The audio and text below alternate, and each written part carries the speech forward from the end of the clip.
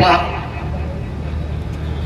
आणि महाराष्ट्राच्या तमाम शिवभक्तांच्या हृदयामध्ये छत्रपती शिवरायांचं असलेलं स्थान मला खूप अभिमानाने सांगावं लागेल की महाराष्ट्राच्या मुंबई सहित संयुक्त महाराष्ट्राची ज्यावेळी निर्मिती झाली त्यावेळेला महाराष्ट्राच्या मुख्यमंत्री पदावर आदरणीय यशवंतराव चव्हाण साहेब मुख्यमंत्री झाले आणि 1 मे 1960 ला महाराष्ट्राचं मंत्रिमंडळ सुवर्ण कलश घेऊन आलं। त्या सुवर्ण कलशाची जी माती आणि जे ठिकाण होतं ते छत्रपती शिवरायांचं जन्माचं किल्ले शिवलेले ठिकाण होतं हे मला आपल्या सर्वांना सांगितलं पाहिजे। ही भूमी आहे दिवसाला त्या जगाला ओळख देण्यासाठी शिवजयंतीची अधोरेखित भूमिका साधा समुद्राच्या पलीकडे आणि 19 फेब्रुवारीला शिवजयंती मोठ्या थाटामध्ये साजरी होते आणि त्यानंतर आताची ही तिथीप्रमाणे शिवजयंती साजरी होते। आज माझ्यासाठी जो आनंदाचा दिवस आहे।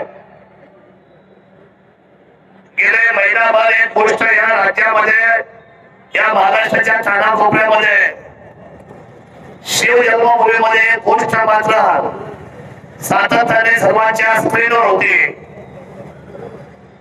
अनेकांनी अनुमान लावले आताच्या राजकीय परिस्थितीचे। मी म्हटलं की तुतारी वाजणार आहे पण तुतारी वाजणार आहे ती छत्रपती शिवरायांची शिवकालीन तुतारी वाजणार आहे। माझ्या राजाचं सगळ्यात मोठं शिल्प या जगामध्ये जे उभं राहते बोलतो या ठिकाणी त्या शिल्पाची उंची जमिनीपासून 411 फुटाची आहे आणि त्या शिल्पाला ज्या वेळेला आपण सर्वांच्या समोर आणण्याचा प्रयत्न केला तो कालपर्यंत आपल्या सगळ्या कागदावरती शिल्प होता पण माझ्या उजव्या बाजूला जे उद्या साकारणार आहे जे आपलं स्वप्न आहे ते शिल्प गोंधळ्यामध्ये उभं राहणार त्याचं काम चालू झालंय तिथे कामाची सुरुवात झाली आहे। या शिल्पाला सुद्धा वसई विरार या ठिकाणी आपल्या शिल्पकाराने कामाला सुरुवात केली त्याचा एक डेमो त्याचे प्रेझेंटेशन इथं आलंय। हे शिल्प जवळजवळ 11 फुटाचं आहे आताच आणि हे आपल्या सर्वांच्या समोर हे शिल्प आता आपण दाखवणार आहोत। हे हुबेहूब शिल्प 111 फुटाचं लॅमिनेशन केलं जाणार आहे। या शिल्पामध्ये 1 किलो सोनं 1 किलो चांदी तांबा पितळ आणि ब्रांज अशा पंचधातूचा 1000 वर्ष टिकणारा शिल्प छत्रपती शिवरायांचं उभं राहत आहे। मी आपल्याला आश्वासित केलं होतं सर्वांना 1 वर्षाच्या वरती आम्ही जाणार नाही। किंमत मोठी आहे स्वप्न मोठं आहे पण ती किंमत आमच्या छत्रपती शिवरायांच्या कामापुढे नथिंग आहे नगण्य आहे त्याचं फार काही आम्हाला विशेष वाटत नाही। मी आजपर्यंत आपल्याला सांगतो की जे 25 एकरचं क्षेत्र घेतलं गोंधळ्याला अजून जनतेतून 1 रुपयाची आपण मागणी केली नाही। कोणी सांगावं की आम्ही 1 रुपया मागायला कुणाच्या आजपर्यंत घरापर्यंत आलो तरुग्यापर्यंत आलो दुकानापर्यंत आलो परंतु आता हे शिल्प उभं राहत आहे। 25 एकर जमीन घेतली ती नावावर झाली सुवर्ण युग स्मारक ट्रस्टची स्थापना झाली ते रजिस्टर झालं। या पुतळ्याला महाराष्ट्र शासनाच्या कला संचालनाची परवानगी आली। हे भरता एक प्रतिकृती आहे पण हे सेम आहे सेम टू सेम अशी प्रतिकृती महाराष्ट्रात आणि देशात कुठेच नाही। आतापर्यंत छत्रपती शिवराय हे तर सिंहासनावर किंबहुना अश्वारूढ पुतळ्याच्या निमित्ताने आपण पाहिले पण युद्धाला निघाले छत्रपती शिवराय नजर स्वराज्याची आहे आणि हात मात्र तलवारीच्या असलेल्या वज्र मुठीवर आहे ते छत्रपती शिवराय भारतामध्ये सर्वांचा फायदा मिळाला आहे। या शिल्पाची नोंद त्या जगाला घ्यावी लागणार आहे। जगाचा राजा शिवराय माझा, जगावर राज्य केलं छत्रपती शिवरायांनी। आणि म्हणून आजची प्रतिकृती आपल्या समाजाच्या समोर येते आहे। आजपासून मात्र आम्ही सगळ्या लोकांना सांगणार आहोत की प्रत्येकाने आपण जसं होईल तशी मदत या शिवशिल्पाला केली पाहिजे। आणि मला खात्री आहे 1 वर्षाच्या आतमध्ये ही सगळी रक्कम देऊन मधल्या काळामध्ये याच्यानंतर एक कार्यक्रम होईल, त्याचं पाद्यपूजन होईल। आणि पाद्यपूजनाला महाराष्ट्रातले तमाम नेता येईल। त्या जिथे आपण गोत्रा ठिकाणी ते पाद्यपूजन होईल। एवढा मोठा पुतळा होत असताना त्याचा कार्यक्रम सुद्धा त्याच भव्यतेचा होणार आहे। आणि नंतर पाद्यपूजनानंतर आपण डायरेक्ट लोकार्पण करणार आहोत। 1 वर्षामध्ये छत्रपती शिवराय सणाच्या समोर आल्यानंतर तातडीने दुसरं काम आपण जे हातामध्ये घेणार आहोत। माझ्या जुन्नर, आंबेगाव आणि अकोला आणि संगमनेरच्या या सगळ्या परिसरातल्या सगळ्या लोकांना जर एखाद्याला हार्टअटॅक आला तर त्याला पुणे आणि मुंबईशिवाय पर्याय नाही। 1 वर्षानंतर छत्रपती शिवरायांना आपण त्या ठिकाणी उभा केल्यानंतर त्यांचा दर्जा आला, या तालुक्याला भेटा देऊन रस्ता आला, या पर्यटन वाढीच्या नंतर आपली बिबट सफारी आली। एवढी आचारसंहिता संपल्यानंतर आपण ओतूरच्या आंबेगावलीचा बिबट सफारीचं काम चालू करतोय। त्याला सर्व पैशाने ते 10 महिन्याच्या आतमध्ये काम पूर्ण करतोय हे मला आपल्या सर्वांना सांगितलं आहे। खूप स्वप्न आहे, अजून एक गोष्ट आहे। ते म्हणतात दादा तुम्ही नुसतं आम्हाला स्वप्न दाखवता, जी स्वप्न दाखवतो ती पूर्ण करण्यासाठी दाखवली जातात। पत्रकारिता मी तुम्हाला आवडतो सांगतो, उद्याच्या मे महिन्यामध्ये या जागेमध्ये एक अशी गोष्ट मी करणार आहे की कमीत कमी इथे पर्यटकांची वाढ तर होणारच आहे, पण जुन्नर तालुक्याच्या आणि जुन्नर शहरामध्ये वैभवामध्ये भर पडणार आहे। तो एक मोठी असलेली गोष्ट मी उद्याच्या मे महिन्यामध्ये या मध्ये साकारणार आहे। पण मी आज सांगणार नाही, मे महिन्याची वाट पाहावी लागेल।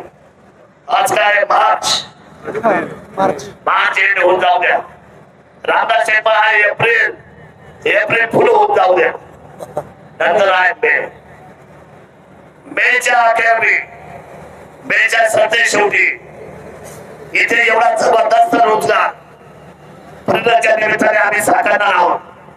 ही सगळी माझ्या डोक्यातली सुंदर कल्पना आहे, जे मी अनेक पर्यटन स्थळ पाहतो। सहज आपल्याला करू शकते ते, पण आपण ती केलेली नाही, म्हणजे ते मनामध्ये येत नाही। निश्चितपणे तो एक संकल्प मी आज करतोय। आता हे अनावरण होईल, शिल्प आपण पाहावं, या शिल्पाचा मेसेज अख्ख्या राज्यात जाईल, देशात जाईल, कारण हे आपल्याला 1 वर्षाच्या आतमध्ये बसवायचं आहे। आता आरती होईल, आज ते शिवजयंतीच्या मुहूर्तामध्ये आजचं शिल्प आपल्या समोर ठेवल्यानंतर उद्याची शिवजयंती, उद्या संध्याकाळी शिल्प राहील, परवा ते काढलं जाईल, सुरक्षित ठिकाणी ठेवलं जाईल, कामाला सुरुवात होईल। पण पुढच्या मंगळवारी सायंकाळी 7 वाजता कुणालाही आमंत्रण दिलं जाणार नाही। मला माहिती सुरुवात छोटी होते, पुढच्या मंगळवारी पहिल्यांदा माझ्या माहितीमध्ये 100-200 माणसं जमतील, पण तो दिवस लांब नाही। इथून तर त्या शेवटच्या असलेल्या प्रवेशद्वारापर्यंत छत्रपती शिवरायांना आरतीचा मान सन्मान पूर्वक देण्यासाठी तुम्हाला महाराष्ट्राचा समाज या ठिकाणी उभा आहे। आपल्याला हे केलं पाहिजे, ही आपली नैतिक जबाबदारी आहे। मी या सुवर्ण ट्रस्टच्या माध्यमातून जेवढे संचालक मंडळी आहे, मी त्यांचे मनापासून आभार व्यक्त करतो। तुमच्या सर्वांचा धाडस आहे, तुम्ही कष्ट केले। आता आपण पुढच्या आठवड्यामध्ये आपण सर्व पगड जातीची एक ट्रस्टची स्थापना करतोय। मी आपल्याला शब्द दिलाय, 12 मदतीदार म्हणजे सगळ्या 18 पगड जाती, या सगळ्यांना आपण समावेश करून घेतोय, सगळ्यांना संचालक करून घेतोय। किमान प्रत्येक समाजाचा एक माणूस छत्रपती स्वराज्याच्या व्यवस्थेमध्ये जसा क्रांती लागला तसं या संचालक व्यवस्थेमध्ये त्या ट्रस्टवर त्या ठिकाणी त्यांना घेतलं जाईल एवढं मी तुम्हाला या निमित्ताने सांगतो. कारण आपल्या सर्वांच्या समावेशाने सुंदर अशा पद्धतीचा या शिल्पाचा आपण निर्मिती करतोय.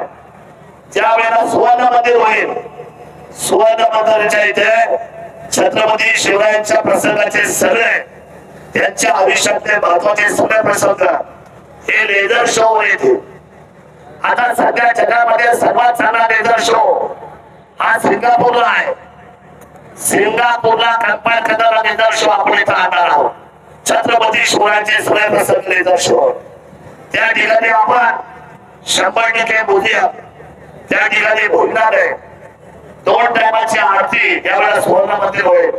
छत्रपती शिवरायांचं सिंहासन सोन्याचं, छत्रपती स्वतः सोन्याचे, सोन्याला सुद्धा फिकं पाडलं माझ्या छत्रपती शिवरायांनी. सोन्याची सुद्धा काय मजा नाही आमच्या छत्रपती शिवरायांसमोर. 400 वर्षानंतर सुद्धा 400 वर्षानंतर सुद्धा सोन्याला सुद्धा त्यांनी सांगितलंय छत्रपती शिवाजी महाराज के हा जय आहे. सोन्याचे भाव कधी खालीवर येतात, माझ्या राजाचा कधीच भाव खाली आला नाही आणि येणार देखील नाही. म्हणून ते सोन्यापेक्षा उंच आहे. शिवरायांचे आचार विचार, त्यांचा स्वाभिमान, त्यांचं वक्तृत्व, त्यांचं कर्तृत्व, त्यांचं नेतृत्व. मी नेहमी सांगत असतो माझ्या महाराष्ट्राच्या तरुणांना, छत्रपती शिवराय सांगणं सोपं आहे पण छत्रपती शिवराय होणं अवघड. महात्मा ज्योतिबा फुले सांगणं सोपं आहे पण महात्मा ज्योतिबा फुले होणं अवघड आहे. माझे डॉक्टर बाबासाहेब आंबेडकर सांगणं सोपं आहे पण बाबासाहेब होणं अवघड आहे. माझ्या अहिल्या सांगणं सोपं आहे, माझ्या सावित्रीबाई सांगणं सोपं आहे पण अहिल्याबाई, सावित्रीबाई, राजमाता जिजाऊ होणं अवघड आहे. आणि म्हणून आज आपण सगळी मंडळी या ठिकाणी जमला हजारोच्या संख्येने. मी आपल्या सर्वांना धन्यवाद व्यक्त करतो. जे स्वप्न हातात घेतलंय ते उद्याच्या महाराष्ट्राचा या स्वराज्याचं स्वप्न आहे. त्या छत्रपती शिवरायांनी स्वराज्य उभं केलं. त्यांचं स्वराज्याला सुराज्य करण्यासाठी आपण सगळे कटिबद्ध आहोत ना. हात वर कधी करू. छत्रपती शिवाजी महाराज की आपण कटिबद्ध आहोत. छत्रपती शिवरायांच्या स्वराज्याला सुराज्य करण्यासाठी आपण कटिबद्ध आहोत. आपणास विनंती आहे की त्या ठिकाणी आरतीच्या